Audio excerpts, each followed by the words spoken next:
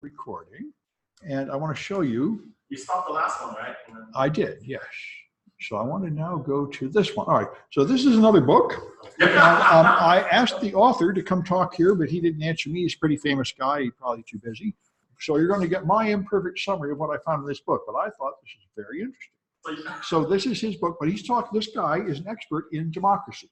He travels to other nations, and he's a sociologist analyzing what causes democracy and what causes them to fall. And this is his analysis of the situation. He says democracies fail if they lack good governance.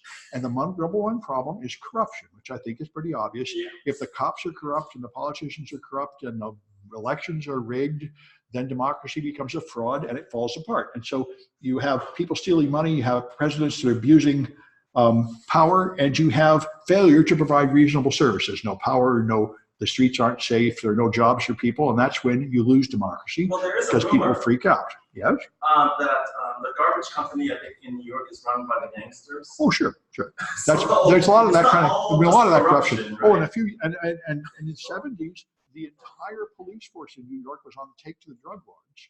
That was in Serpico. That was real. It totally has happened. We have a certain degree of corruption here.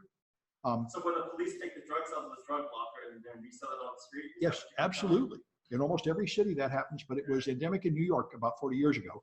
Now, and that's the kind of thing, exactly, that kind of corruption weakens people's trust in their government. And anyway, so there's this thing called social capital. This is what you need to hold up a democracy. People have to trust one another. They have to respect one another so they can discuss things like politics and law without just demonizing and hating each other. And if you have that, then you have, like we were talking about, a culture at a company, you have morale at your society where people are willing to pay taxes, obey the law, participate in the political system because they feel like it is fair, like they can run for office and get votes and stuff, and it's not all just rigged. So here's a measure of how corrupt nations are, and the gray way up there is the least corrupt. The United States, you see, is down here at 70, and the really crazy nations are down here in the red. There's people who go through and analyze a level of corruption from 1 to 100. You see, we're not the best, but we're certainly among the best, which I think is what everybody knows. The U.S. is widely considered as less corrupt and more democratic than most other nations, although not the best, especially not anymore. It's all been declining. Actually, you forgot one. There's a passport for sale from one of the countries where you can get into the U.S. It was a documentary on 60 Minutes. Well, that could be. There certainly is lots of that. I can try to find that. Sure, that's fine. And here's the rating where they are. You see the top people are Denmark and New Zealand. The United Kingdom is 11. The United States is 22. North Korea is way down at the bottom. And Russia is pretty far down towards the bottom, as you would expect. And I chose to highlight those because those are the main people involved in cyber war that we know about. So here's the growth of democracy. Democracy, only about 20% of the world was democratic in 1970, and then came a large push towards democracy. This was Ronald Reagan's big cause, and he did a lot to do it. The Berlin Wall came down. So through the 80s, democracy increased a lot, up to 53%, largely due to the United States vigorously encouraging democracy in other nations, but then it flattened out. We have been backing away from that, and the United States has a very long history of supporting undemocratic regimes in other countries because we don't trust the citizens of those countries to be on our side. We'd rather put a dictator in charge that will pretend to be on our side. And this is one of the huge problems. The CIA calls it blowback.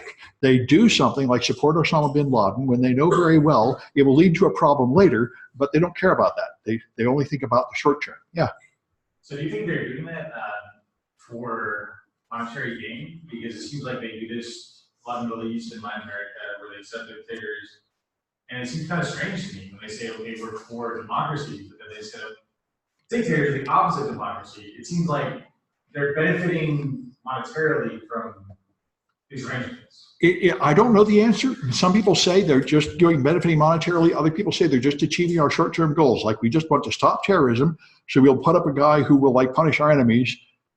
That's what George Bush said. George Bush Jr., after 9/11, he said, we're going to have to deal with some people we don't like in order to get to our enemies. And I thought it was about oil. Well, sometimes it's about oil, sometimes it's about security or other things. I don't think there's a simple answer, but certainly we have a large degree of foreign policy that is done to gain an immediate gain, even when we know well it's going to lead to trouble later, and we're doing it again. So it's a curious arrangement. and I would make that go away if I could somehow make my mouse move. All right, so, all right, text, okay, all cops, all right, anyway, so, all right, so let me bring back my slides. Let's go on to the next one. This is, anyway, so this is the growth of democracy worldwide. And as you see, it has not grown since the 90s worldwide. And so this is how democracies fail. The author wrote, this is the things you do. You demonize your political opponents, you undermine the independence of the courts and the media, and take over the news, so you control the broadcasting. Then you filter the internet so people can't get unfiltered news. Then you take over the universities and the business community, and you set up a bunch of crony capitalists who are people who you bribe to be on your side like members of your mafioso type gang. And then you take over the state bureaucracy and the security. Now you rig the elections, and then you take over the electoral administration, and you go on and on. This is how you do it. And what's interesting is I think I learned about this stuff in the 60s, and back then what you'd worry about was a coup. The military would kill the leader and take over, and that's not how you do it now. The way you end a democracy is by electing somebody legitimately who then does this stuff to rig the first election. And this is why I was very troubled, like most people in America, with Trump, who ran on a campaign of jailing his political enemies. That is the kind of stuff you do. That's what Putin does. Putin just kills his political enemies and jails them and lets somebody run who has no chance, so he'll win the election. And Trump promised to do that, but then he didn't do it. So I wasn't quite sure what to make of that. He was going to jail Hillary, and his supporters were all on board with that, and then he didn't do it. So it was. Is there a piece missing? Inaccurate education, like we discovered in America, are we still, that's it. Inaccurate? There's different kinds of inaccuracy. There's the typical kind I grew up with, where you just have whitewashed stuff not to offend the parents. But at some point here, you actually start rewriting history to promote one political side. And that happens too, and that's real big in China. So here's the deal. Trump suggested that if Clinton won, the only solution would be to have her killed. Now, he was not the first Republican to do this. Sarah Palin did the same thing. She had a chart of people that she thought Democrats that needed to be removed by Second Amendment solutions, and her followers actually went and shot one of them. And Trump has said the same thing, but not quite as blatantly. And anyway, that was he certainly referenced his followers should kill her off if she wins, but that didn't happen. And he constantly calls his opponents traitors. And this is, people say it is unprecedented, and they are more historically knowledgeable than me. I think if you go back to Andrew Jackson, there may have been a time when some of this happened before, but certainly not in 100 years have we had a president that is this close to the kind of dictators they have in third world countries in what he says, although I actually think not so much in what he does. Trump is pretty much just a blowhard, doesn't actually do much of this. But anyway, here's the measure of polarization. We used to have a large group of people in the middle, and we move much further apart. As anybody can tell you, the right's moved way to the right, the left moves way to the left. Here's the measure of the left moving to the left through 1980. The other one's the right moving to the right, depending on exactly how you measure it. Any way you cut it, we used to all watch like ABC and CBS and pretty much agree what the news is. Now you either watch Fox News and believe on the extreme right, or you watch something on the left and believe that, and you don't even agree on what the facts are anymore. It is very unhealthy. Is there a list for that? So what channel 3 is what? Channel 7 is what? I don't know if there's a list. You certainly could make one. Yeah. That would actually be a helpful list, in my opinion, to have a list of who's on the right and who's on the left. There ought to be. Anyway, so here, Russia is a big player here. And what happened in Russia, I was very pleased to read this in this book. I lived through this, and I did not understand it. Yeltsin and Gorbachev copied America, made peace with America, broke up the Soviet Union, and then they tried to be a capitalist nation. But the problem is Russia did not have the necessary social capital to make a democratic capitalist nation. It was too corrupt, and people were not playing along. So it led to a disaster. They had a financial crisis that was 3 or twice as large and lasted 3 times longer than the Great Depression in the United States. People had no money at all when they tried to follow the American model. So they decided, this is horrible. American ideas are terrible. We need to go back to the USSR when things were better, which I didn't imagine. And that's how Trump got in. Trump was the guy to make Russia great again by going back to the principles of the USSR. And they were for that because the government was failing to provide basic services. And so Putin has totally made it in there. He's made it into kleptocracy. And so then he didn't want Hillary Clinton to win because Hillary Clinton was very much opposed to Russia. She has as a Secretary of State, she had been very opposed to Russian activities, and she made it very clear that she was the enemy of Putin. So Putin very much wanted her not to win. I think he would have been just as happy with Trump or Bernie, but he wanted to deep six Hillary. That was his main motivation in hacking the election. Although, to be fair, he did not hack the election in the simple, he did not change the votes, take over the voting machine. All he did was propaganda. He influenced people. Influence it with propaganda. Anyway, so then China is another. Now, China is also a major player in the world stage, but they have very different motivations. Russia is angry at having fallen from a point of glory, and they're basically in a zero-sum mindset. The Russians believe that by hurting us, they benefit. And that is sort of true, because if America is less powerful, then they can exert control and take over the satellite nations near them and invade places like Ukraine, and we won't do anything about it. So they just want to hurt us just to make us weak. China, however, is on this 100-year plan. I had a student telling me about it, the 100-year marathon. They have a long plan to become a world power and to improve this, and it's working very well. Their standard of living is going up. People are very patriotic, but they also want to undermine the U.S. liberal order and expand their power. And so Russia is angry and insecure, but China is on the way up. They are not angry and insecure. They are powerful and proud of themselves and patriotic and excited to roll forward the way we were in the 50s.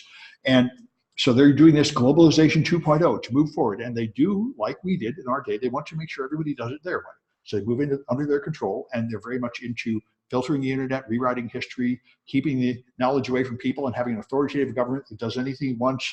And that's their model. And many people see their model as a better one than the United States model lately. Many countries do, because pretty much if you're a small country, you cannot live without choosing somebody to be your big brother. Either partner with the United States, or you partner with China, or maybe with Russia. But if you try to have none of these three people on your side, then somebody will just move in and squash you. So here's the U.S. Trump withdrew from the Trans-Pacific Partnership, and the author of this book is very much against that. He said that was our chance to have some influence on China. And he did a survey measuring this, and he's found nearly a quarter of Americans, 24%, say it's perfectly fine to have a strong leader who doesn't need to bother with Congress or elections. And I think this is what surveys showed. Many of the people that voted for Trump really feel like he should just be able to cancel the next election. It's all rigged anyway. He should be able to ignore term limits. It could totally happen here, that we put somebody in who then just cancels the elections and ends democracy. And many people would be on board with that, because they really don't care about democracy or understand it. All they care about is who seems to be making jobs and keeping those nasty foreigners out or something. And if we thought that we were educated beyond that, we are not. A large portion of us will, in fact, go for that.